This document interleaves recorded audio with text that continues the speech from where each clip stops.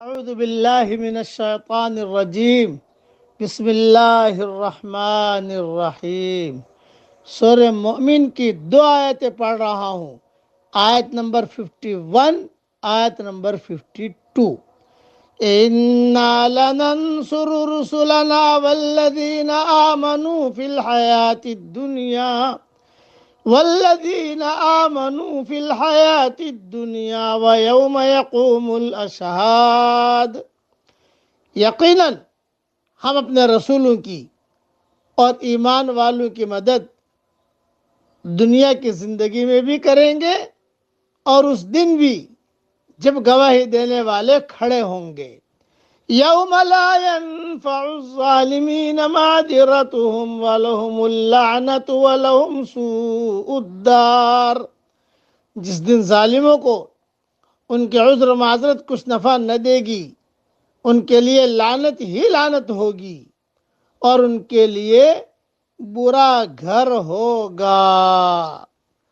برا گھر ہوگا یعنی اللہ کی رحمت سے دوری اور پھٹکار، اور معذرت کا فائدہ اس لیے نہیں ہوگا کہ وہ معذرت کی جگہ نہیں، اس لیے یہ معذرت باطلہ ہوگی۔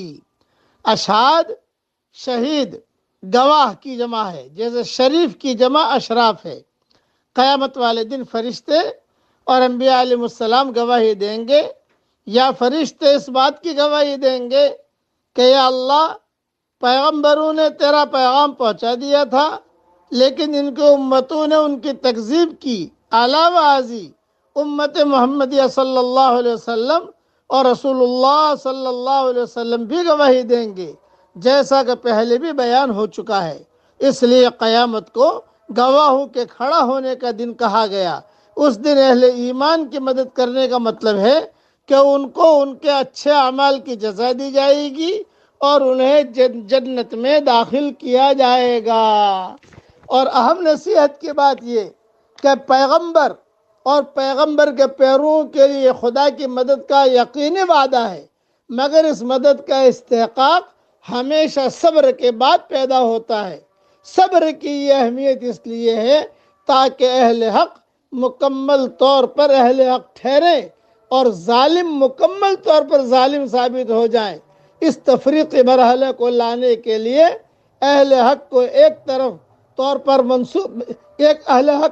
طرفہ طور پر صبر کرنا پڑتا ہے۔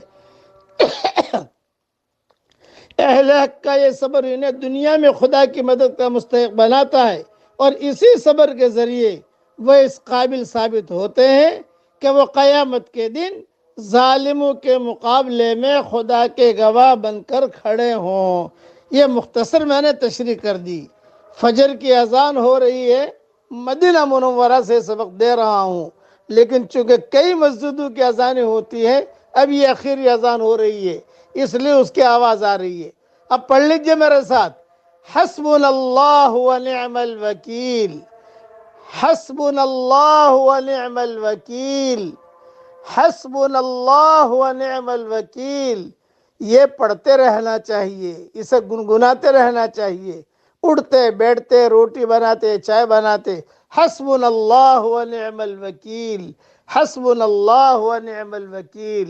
اللہ تعالی ہم سب کی قیامت تک کے آنے والی نسلوں کو اے اللہ تیرے دین سے جوڑ دے، اور اے اللہ نماز سے جوڑ دے۔ قیامت تک کے ہماری آنے والی نسلوں کو اللہ نمازی بنا دے۔ آمین۔ وآخر دعوانا ان الحمدللہ رب العالمین۔